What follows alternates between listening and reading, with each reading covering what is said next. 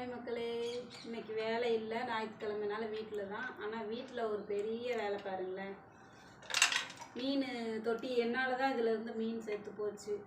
நிறைய போன time clean பண்ணி நிறைய தண்ணி ஊற்றிட்டேன். அது என்ன ஆயிடுச்சு, மேலே துள்ளி குதிச்சு செத்துருச்சு. டெய்லி காலையில் எழுந்திரிச்சதையும் அவனுக்கு ஃபுட்டு போட்டு தான் வேறு வேலை செய்வேன்னா, திடீர்னு இல்லைங்கும்போது கொஞ்சம் கஷ்டமாயிடுச்சு. அதனால் போய் இன்றைக்கி இந்த மீன் வாங்கிட்டு வந்தேன். நானும் என் பையனுக்கு போய் வாங்கிட்டு வந்திருக்கோம். இந்த மீன் உப்பு தண்ணி ஊற்றி ஊற்றி இப்படி கரையாயிடுச்சுன்னு கேட்டேன். அவங்க இது போட்டு க்ளீன் பண்ணிவிட்டு விடுங்கன்னு சொல்லியிருக்கிறாங்க. க்ளீன் பண்ணிவிட்டு பார்க்கலாம் தொட்டி எப்படி இருக்குன்னு. எல்லாம் தேய்ச்சேன், ஒரு அளவுக்கு தான் போச்சு உப்பு தண்ணி கரை, நல்லா போகலைங்க. அப்போ வெள்ளை வெள்ளையே அப்படியே இருக்குது.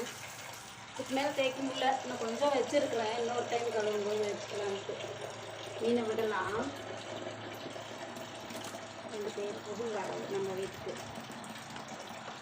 கொஞ்சம் கம்மியாகவே விட்டுக்கலான்ட்டு இருக்கிறேன். ஏன்னா அன்றைக்கே துள்ளி குதிச்சு கீழே வந்துடுச்சுல்ல. இவ்வளோ தண்ணி போடணும். விடலாம், பார்க்கலாம். கொஞ்சம் ஸ்டாப் பண்ணிட்டு பார்க்கலாம். எடுத்தாச்சுங்க. உள்ளே விடலாம். அங்கே பாருங்க, நல்லா தான் தேய்ச்சேன் ஸ்டீல் நார் போட்டு. அப்போவும் அது முடியல. ஓ, வாங்கடா வாங்கடா வாங்கடா வாங்கடா வாங்கடா வாங்கடா. எடுத்தாச்சு. கொஞ்சம் நேரம் கழிச்சு ஃபுட்டு போட்டுக்கலாம். எப்படி இருக்குன்னு பாருங்க. கிட்ட எடுப்பா, மீன் எடு. கொஞ்சம் பெரிய சைஸாக தான் இருக்குது.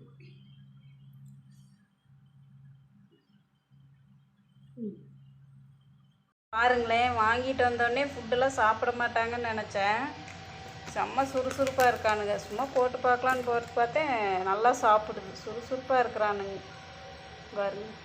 வாங்கிட்டு வந்தோடனே இடம் மாறினா சாப்பிடாதுன்னு சொன்னாங்க. ஆனால் நல்லா சுறுசுறுப்பாகவே இருக்கு. பிடிச்சிருந்தா லைக் பண்ணுங்கள். தேங்க்யூ.